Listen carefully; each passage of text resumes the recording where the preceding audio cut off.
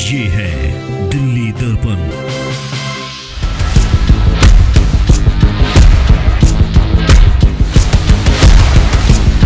दर्शकों नमस्कार, जय हिंद। आप देख रहे हैं दिल्ली दर्पण टीवी।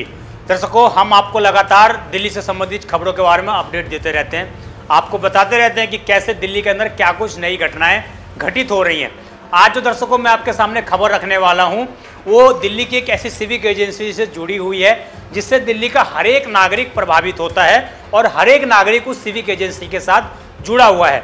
हम बात कर रहे हैं दिल्ली एमसीडी की, दिल्ली नगर निगम की, जिसके ऊपर एक रिपोर्ट आई है जो एसीबी और सीबीआई इसके अलावा दिल्ली पुलिस ने मिलकर जारी की है, जिसमें बताया गया है कि दिल्ली एमसीडी के अंदर कैसे भ्रष्टाचार अब एक लिमिट समस्या से आगे बढ़ चुका है। पहले एमसीडी के अंदर भ्रष्टाचार सिर्फ और सिर्फ भवन निर्माण में हुआ करता था, परंतु अब ये भ्रष्टाचार जन कल्याण योजनाओं में भी जा चुका है और ये भ्रष्टाचार सीधे तौर पर अधिकारी नहीं करते हैं। एमसीडी का मॉडल कुछ अलग है।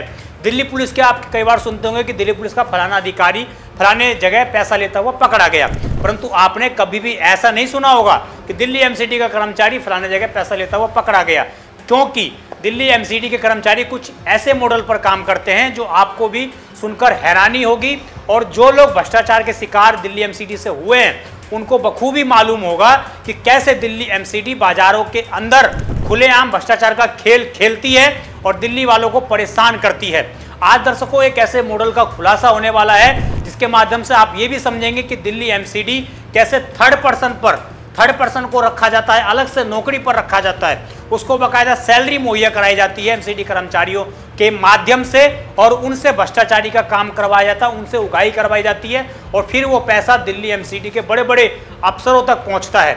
हम आपको ये भी बताएंगे कि ये जो पूरी रिपोर्ट आई है इसमें क्या दिल्ली एमसीडी कोई कार्रवाई करने वाली है या एमसीडी अपने भ्रष्टाचार के जो कर्मचारी फंसते हैं उनके ऊपर क्या कोई कार्रवाई करती है। हमने हाल फिलहाल में आपको बताया था कि कैसे केशवपुरम जोन में एक एसआई के पद पर तैनात जो सैनिटरी इंस्पेक्टर था उसने कई लोगों से करोड़ों रुपए ठगे कि उसको एमसीडी के अंदर नौकरी लगवा दी जाएगी, परंतु आज वो फरार है, रिटायर हो चुका है और लोगों के करोड़ों रुपए भी पानी में डूब चुके हैं।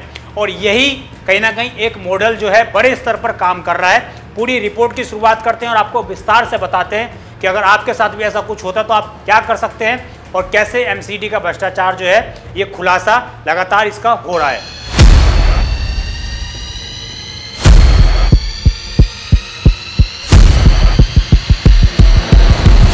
पहले जो था सिर्फ और सिर्फ भवन निर्माण में एमसीडी का भ्रष्टाचार जारी था, परंतु अब जो ये रिपोर्ट आई है इसमें साफ तौर से बताया गया है कि संपत्ति कर यानी कि संपत्ति कर में कुछ हेराफेरी आपको करवानी हो तब भी एमसीडी कर्मचारी को भ्रष्टाचार की रकम दे सकते हैं आप और संपत्ति कर में हेराफेरी हो सकती है।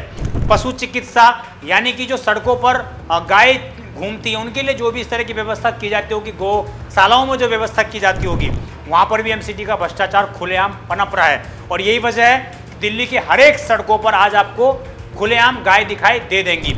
तीसरी जो इसमें बताया गया ये शिक्षा और जन कल्याण विभाग से लेकर जन स्वास्थ्य विभाग के कर्मचारी भी दिल्ली एमसीडी में भ्रष्टाचार में लिप्त हैं और खुलेआम वो भ्रष्टाचार कर रहे हैं।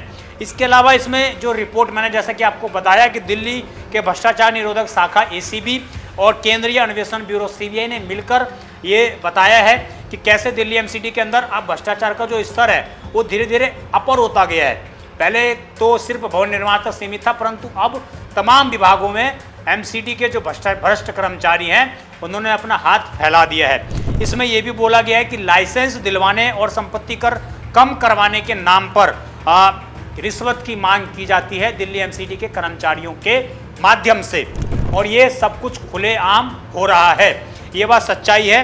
दिल्ली पुलिस के ऊपर कई बार गंभीर सवाल उठते रहे हैं। हमने भी कई रिपोर्ट आपको दिखाई जहां पर मॉडल टाउन के थाने का मामला सामने आया था, जहां पर एक एसआई ने जो है लाखों रुपए अपने दिल्ली पुलिस के पूर्व कर्मचारी से मांगे थे और उसके बाद वो पूरा मामला हाईलाइट हुआ था तो उसमें एसआई को गिरफ्तार कर लिया गया था और कांस्टेबल को बर्खास्त कर दिया गया, एसएचओ को बर्खास्त कर दिया गया था। तो दिल्ली पुलिस ने एक मॉडल बना रखा है।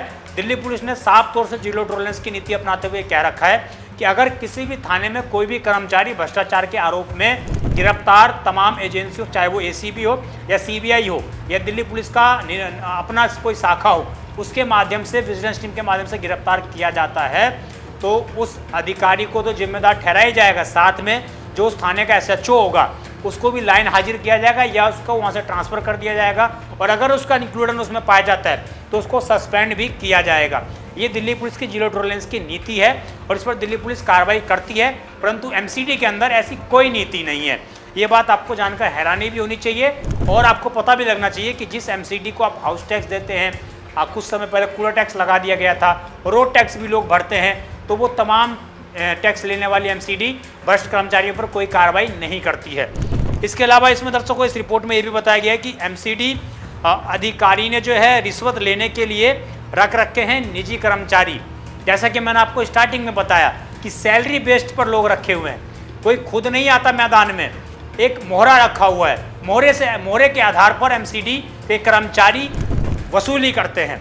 उनको बाकायदा निजी कर्मचारी रखे हुए हैं जिसमें वो सैलरी उनको रख देते हैं। ये सारी चीज़ें खुलासे हुए हैं, ये जांच पड़ताल में चीज़ें सामने आई हैं। और इसमें यह बताया गया कि हाल ही में नरेला जोन के अंदर ट्रेड लाइसेंस जारी करने के लिए एक व्यक्ति शुभम राणा को गिरफ्तार किया था।